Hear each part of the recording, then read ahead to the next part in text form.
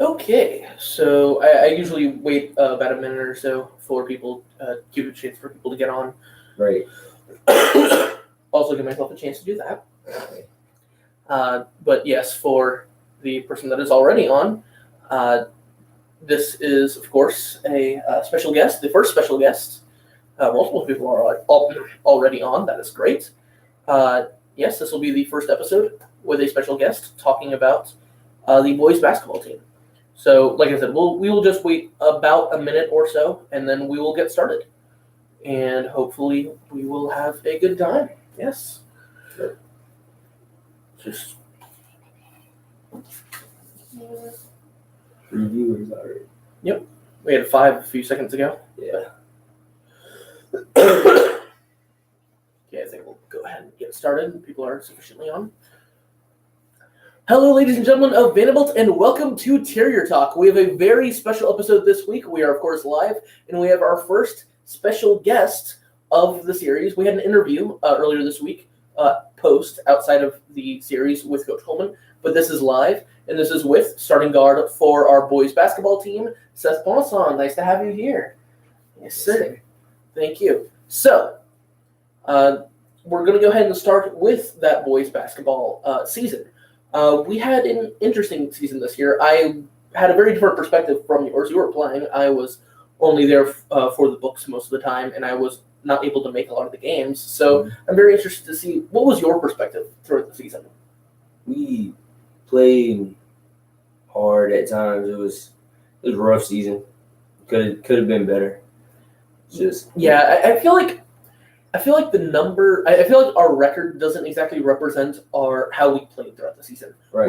We had a rather tough stretch in January and February, the latter half of the season, where we played tough games and we played tough teams. Right. And no matter how hard we played, there were teams that we just weren't quite able to match up against. Now again, this is me speaking from the spectator. You're the person that actually had to go. Yeah, it's true. Like, we played a bunch of hard teams this year, like the whole season. So it was tough for us. Yeah, something I've noticed with the district, most sports in the district, we don't have a lot of. We can match up pretty well against our district. In boys basketball, Ellender's tough, Assumption's tough, right. South Lafourche's tough. They're all EDY. They're all good teams. Yes, they're all very strong teams that we just don't match up very well against size-wise. It's just the way that the teams build, and they're not very easy games, which makes our January and February really difficult. Right. That January, February, we lost most of our games. We were, if I recall correctly, we were 5-5 going into like Christmas break. Right. And then we had a few rough tournaments. Then we had district play, and one thing leads to another. And I think we finished 6-20. Right. And it could have been a lot better, but it's just rough. Yeah, there were games that were winnable. Right. And there were games where we were close. We had a few tough moments. And a lot of those moments, you were a huge star in, even. Right. I remember specifically the South Lafourche game. Right, and South Terrible. Well, we won that game. That was good. Yeah. Our district victory. This was another one of those. I was out. I was not able to be with the team for the majority of January. Right. So that was the one big moment that I wasn't able to make. So one question I wanted to ask you while you were here is, what was your favorite moment from the season? Probably South Terrible. Probably the South Terrible game? Yeah. It was honestly our best game of the season. And it was an overtime victory. Right. District opener. Probably the best crowd we had. Mm-hmm. And I wasn't there. So is there a little bit of a story to the game more than just what the box score says? We stayed close the whole time, and then at the end we kind of pulled away and then had some bad stuff happen, and we won in overtime. Okay, well that's a lot of clutch free throws. Okay. Yeah. That's awesome, because I know that's another thing that this team has struggled with in past seasons. Right. And we're starting to get back to there. Even in some of our losses. I think if I recall correctly, this past week in the Morgan City Need to White games, Caleb was great on the line. You were good on the line. Right. We were improving. We've shot better. Yes. A lot better. Even shooting in the field, we've improved. Yeah. And actually, this is part of course, the recap for the boys' games this week. So specifically, I kind of want to know your thoughts on those Morgan City White games. Morgan City, we stayed in there, and then just at the end, we couldn't make a shot, and it killed us. That's why we lost the game, just clutch shots. And then E.D. White, that was started really bad, and I think that's why we lost. Well, yeah, it was. They hit, I want to say, 17 free throws in that first half alone. Right. It was a lack of. There was something missing in that first half. We were almost reckless in how we played. We straightened up. We played like we play, and we played really well in that second half. It just wasn't really enough. Right. We didn't have time to make a comeback, so. Yeah, it was quite unfortunate. Of course, that's the big E.D. White game, right. The big game of the season, and we weren't able to pull through. But I feel like we had decent showings at times throughout this last week, both at senior night and in, of course, the Holy War. Right, and we played good in both games. It's just trying to complete a game. Right, it was all season. Morgan City, the second quarter, we played great. E.D. White, the third quarter, we played great. But we just need to, South Lafourche, the first quarter we played great. Right. We've had like a quarter of greatness and a quarter of just crawling up back into, and it's just, if we can complete a game against South Lafourche or against the E.D. White or against Morgan City, that game's a win. Right. And our district record looks a lot better than what it ended up being. Mm-hmm. So it's just, I feel like after another year of maturity and growth, hopefully this team next season can make strides and hopefully make some noise. Which I think we will. Of course, it'll be your senior year. It'll be my last year helping with the team. And there'll be a lot of seniors. It'll be you, Kenyon, Caleb, Ja'Cory, hopefully, coming back. So hopefully it'll be a really big season, a really good season for us. Now, I don't think the playoff bracket's out yet. I think it's supposed to come out tomorrow. Right. If I think that's right. So I don't know exactly where we're going to be placed, but just, I guess, general feelings about how playoffs are going to work. What do you think? I think we can win a few games. It's possible. Yeah. I think we can make it kind of like quarterfinals maybe. Yeah. Make some noise, because it's interesting how we're going to work. We're probably going to be a 16-17 seed. Right. We might get a home game, but wherever we play there, that next game is going to be against the 1 or 2 seed.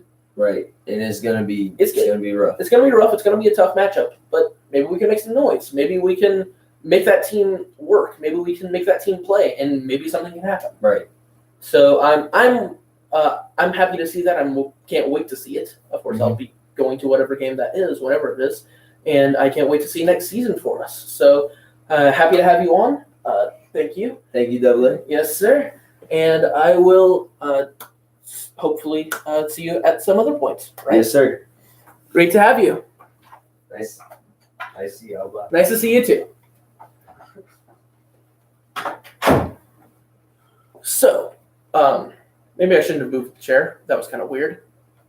Too late now. I guess I'll get in the center of the screen. I thought that went well from a perspective of being able to talk to him. I hope people enjoyed our first special guest live on the show. And I, of course, would like to thank Seth for taking the time out, and it was a pleasure to be with him. So, moving on, outside of just boys basketball, the boys and girls soccer teams had big playoff semifinal games this week. Boys soccer had an unfortunate loss. We ended up losing 1-0, unfortunately, to Loyola Prep.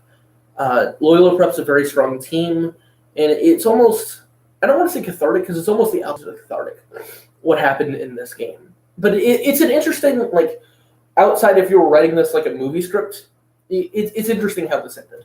So, just like in the St. Louis game, and I'm going to say that a lot in how this game works. I wasn't able to make the game, but from what I've read, from what I've seen of what happened in the game. Just like the St. Louis game, Loyola Purple's great, but great defensive play and great goalie play from Nick Marley kept us in the game through those first 40, 50, 60 minutes.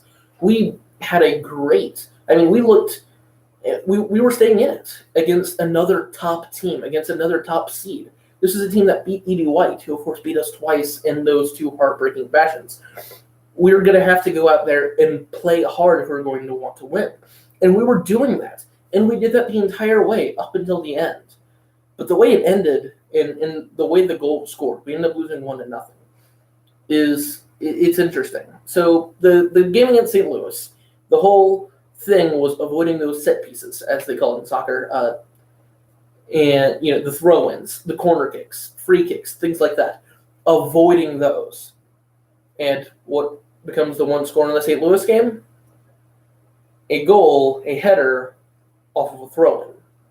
It's interesting how that works. How we have this great game, and then that's what ends up being our undoing. Sometimes it just happens. Sometimes that Loyola's a great team. They're the 4 seed, and from what I've heard, it was a great game, and we just weren't able to pull through in the end. But I think, despite the fact that the season ended on a loss, I think there's a lot of good things going for this boys soccer team going into next season.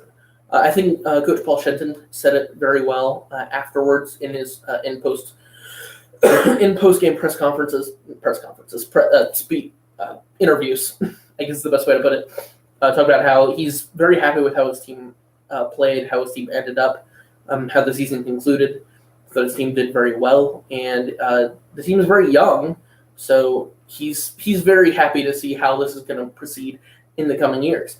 They graduated 17 seniors last year, 17 of the 25 roster slots. So coming back to make it all the way back to the semifinals in what was, of course, considered a rebuilding year from our team, getting all the way that far, beating the number 1 team in St. Louis, it's a successful season, even if we didn't get back to the state championship game. It was a successful season. And I want to say there were multiple starters, sophomores and freshmen, that were getting significant playing time. So I'm very eager to see how the season comes next year, and hopefully I'll be able to report on it again next season. Girls soccer had a bit of a better result. They took on St. Louis, and of course that's an interesting story. The boys beating St. Louis, and then the girls taking on St. Louis the week afterwards, and seeing what happens there. Of course, St. Louis remembers that game the same way we remember that game. But St. Louis wasn't able to retaliate. And it was a very strong game from us. St. Louis was the 4 seed, but we were still up 3-0 in the second half. We were still up 2-0 in halftime. Ended up scoring a goal in, I guess, garbage time is the best way to put it. To get it up to 3-1. The only goal that has been scored against us so far in the playoffs. We go into the championship game against Turlings, and I'll talk about that, of course, later. With a, let's say we've scored, 15, 18 goals and given up 1, so a plus 17 goal differential in playoffs going into this final game. It's extremely impressive, of course. And very strong showing, of course, from our Terriers. Great game for the girls. The girls basketball, also had a great playoff game, a great defensive, especially performance in their playoff game last Tuesday against Lusher. And it was interesting. So again, defensively speaking, especially, it was a great performance. We ended up winning 44-17. 17 is an extremely small number for a playoff game, of course. Great defensive performance. Offensively, I think we might have actually struggled a little bit. But that's neither here nor there when you're giving up 17 points in a game. When your defense is giving up 35 points a game in the season. It's whether you put up a great offensive performance or not in a game like that isn't the most important part of that game. Now, it will be important in the game on Monday, but of course I'll talk about that in the previews. As for everything else that happened last week, of course, bowling, golf was getting started up, golf got started up, and tennis had a few games over the past couple of weeks. I want to say they've been doing pretty well, especially the gold teams, of course, the varsity team, quote unquote.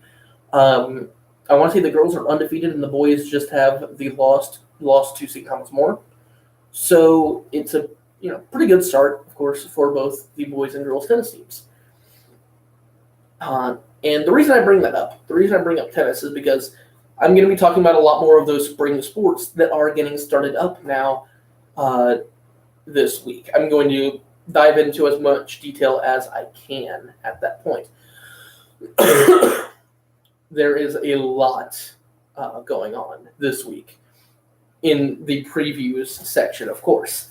And I will have to, unfortunately, bring up this little outline I have because I do not have the ability to have that all memorized. I apologize. But it is a very chaotic week for Vanderbilt sports. It is the transition, I guess the official transition week between boys and girls, between winter and spring sports. And it is, the thing is, when 3 of the 4 winter sports are still in playoffs at this point, as opposed to for most schools, only 1 or 2, the boys and girls basketball teams, with the girls soccer team still there, of course, having that finals game, it makes this week all the more chaotic because we want to emphasize on that girls' team, right? But there's so much going on. Going through this quickly, if I may, I apologize. I'm going to go ahead and begin with baseball. Of course, this is going to be the start to baseball and softball seasons. They have, I think, their home openers this week. They had some scrimmages beforehand, but I decided not to cover those. This week, the way I structured it, I'm going to cover baseball and softball together as opposed to separate, which I'm not going to do after this episode. Baseball hosts East St. John, and I will say this. I have no experience covering the baseball or softball teams. I went to a few softball games last year. I don't have a very good grasp of how good or bad most teams are in baseball or softball, so I did a little bit of research. But of course, this being the beginning of the season, there's only so much I can do or talk about I can talk about at this point in time. So, it'll be okay for now. I'll try my best to cover them, of course, as best I can. I'll go ahead and get to it, though. So baseball begins the week by hosting East St. John on Monday.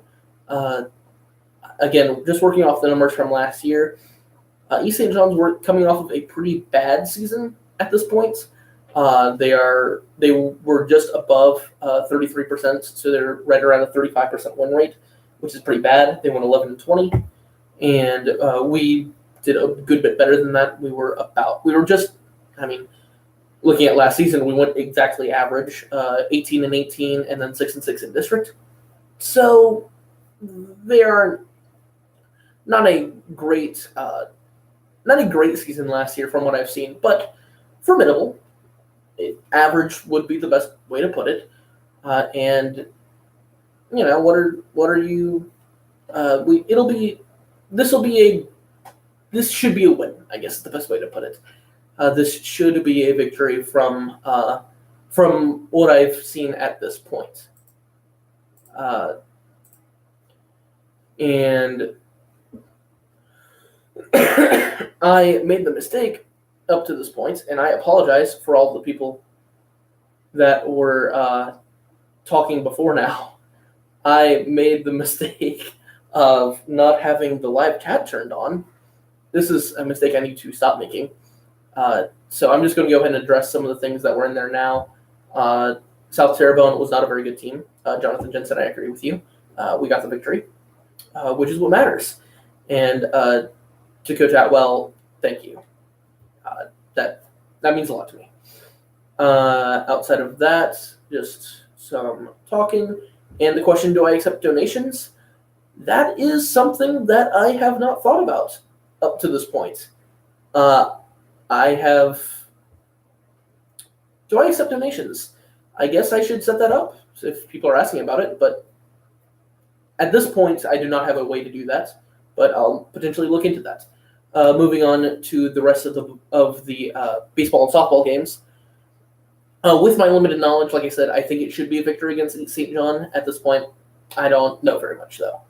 Softball opens up the season the next day, on Tuesday, hosting Academy of Our Lady. They were pretty average last season. Academy of Our Lady was. We were not very good last season, record-wise. I watched a few of our games. We had one pitcher. We were really young. It was a very young team. Lots of freshmen, lots of sophomores. But that team has aged now. That team has aged another year. What happens to young teams? They become experienced teams. So hopefully we can take that experience and develop and improve this season. That's the hope, of course. Excuse me. So I'm very interested to see how our Terriers do, how our ladies do with softball this season. And we'll get a good chance to see that this week. Some interesting games, including, of course, that Academy of Our Lady game on Tuesday. Baseball then goes to Bruce Lee on Thursday. I had never heard of the school before, so before doing research, I had assumed that they were not very good. A question about James Lieber's soccer skills. He's pretty good from what I've seen. I'm not the person to ask about specific players being specifically great. I know for a goalie, for example, Nick Marley's been stellar, but especially where James plays, I really hope I don't get this wrong. I'm pretty sure he plays striker. I apologize if I got that wrong, but I'm pretty sure he plays striker. I don't have a very good assessment of how good we are there, so I don't know. He's a good player from what I've seen. He's a very good player, but exactly how good, I don't know. To answer your question, that's about the best I can give for that. But baseball goes to Bruce Lee in Bruce Lee, Louisiana. Never heard of the city before, never heard of the school before, so I assumed they would be pretty bad, but then I looked into it, and last season they went 28-13. So they're probably going to be pretty good. I don't know if this is a rebuilding year for them, or if this is just another great season. But they're coming off of a good season, so it'll probably be a pretty tough game for us, if I had to guess. Softball on the same day travels to St. Thomas More. Excuse me, on the next day travels to St. Thomas More, and that is, of course, St. Thomas More is not ever to be a slouch in any sport ever. St. Thomas More is great in everything, apparently. So it'll probably be a pretty tough game for us. But it will be a good measuring stick to see how much this team has improved from last season. We had a pretty bad loss, if I recall correctly, last season to them. So hopefully we can see if we have improved a good bit. On the same day, on Friday, baseball goes to Wallace, which isn't exactly the same marquee measuring stick-like matchup that the girls have that day.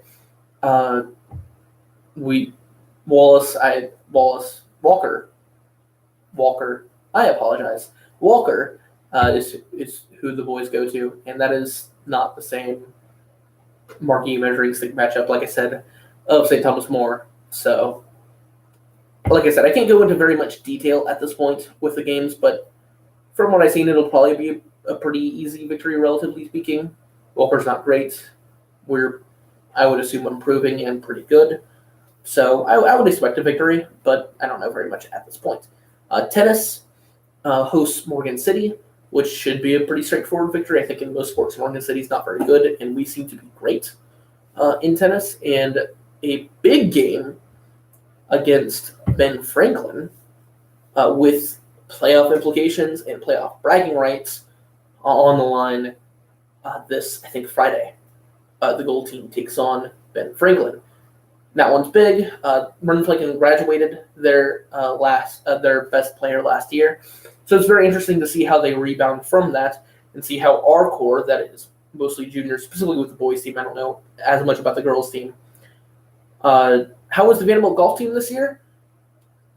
I was actually about to get to that, and my lack of way to get to that at this point. But that's next. Let me go ahead and wrap up the tennis team real quick.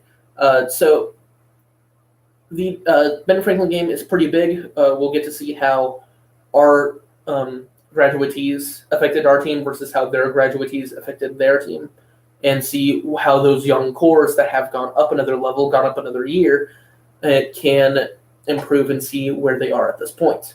Moving on to golf, which is, like I said, next. I don't actually think I have a way for gaining information online about the golf team, so I have to go by word of mouth, which is something I lack at this point.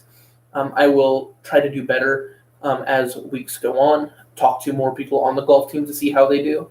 But at this point, all I can do is just read off what the next week is and what the week looks like for the golf team. Next week, I'll try to give a more detailed description, though. They travel to Latour on Tuesday. I don't know how weird that is. And they go to the Riverlands on Thursday. I guess Latour is a tournament, if I had to guess, but I don't know. Like I said, I'll try to improve upon my descriptions for the golf and bowling teams even this next week, which is next. So the bowling team, very similar to the golf team. I don't know very much about them. I've talked about the bowling team a little bit before this, because they've had games before this. But they have HL Bourgeois at Creole Lanes and Terrebonne at Creole Lanes on Monday and Wednesday, respectively. Moving on from all of that, we have, of course, the big playoff games. So, I want to go ahead and quickly talk about boys basketball. There's a reason I didn't. The playoff game wasn't a huge point in the interview with Seth Paulson when he was on, and that is because we don't have the bracket yet. I brought it up when I was talking to him, but we don't really have the bracket yet for boys basketball. So I can't talk about what it's going to be. It's going to be a pretty even matchup. First of all, we're going to have a 16 or 17 seed, so it'll be an even matchup.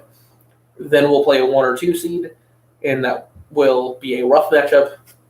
Not much more we can say about specifics at this point. Girls basketball has a huge game on Monday at Turlings, which is interesting considering the girls' soccer game this week. So the game against Turlings, I'm not going to elaborate on it too much here. If you want to hear more about it, check out the interview I had with Coach Coleman on Friday, uploaded on Friday. So we can that will give a better description than what I have now. I was able to get Coach Coleman's perspective and his thoughts on it, but I'll just give a brief description here. It's a 12-5 matchup. Turlings is considered a pretty decently big contender for the championship. So it's a pretty big game for us. I think this team, our girls team, is a legitimate dark horse at the 12 seed. I think we can legitimately beat a 5 seed, then maybe beat a 4 seed, then maybe beat that 1 seed, Lee Magnet. Again, more talking about that with Coach Coleman. But this team's a legitimate threat. We are a legitimately good team. But it's going to be a tough matchup against Turlings. We're going to have to go out there and score buckets, score baskets, and win the game if we want. And obviously win the game, but play hard offense as much as we play hard defense if we want to win the game. And of course, finally, we have the main event. This is the big, big thing. What else would it be? We have tennis, we have golf, we have bowling, we have baseball and softball beginning. Those are all important. Girls basketball has a big playoff game.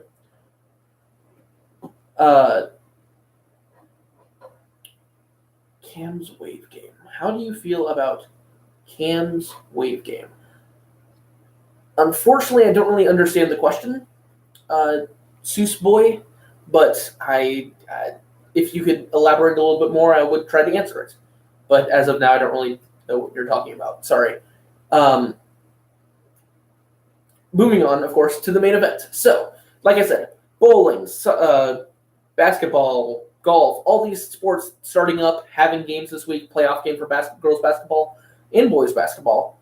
But the big one, the main event, Turlings on one side, Vanderbilt on the other side, 2 versus 1, girls soccer state championship game Wednesday night. Who's going to win? That's the big question. And of course, what else would the main event be than this? It is the biggest game this week, the most important game this week for Vanderbilt, a chance to take another girls soccer state championship game. Let's talk about it. Let's delve right into the stats. This is the biggest game of the year.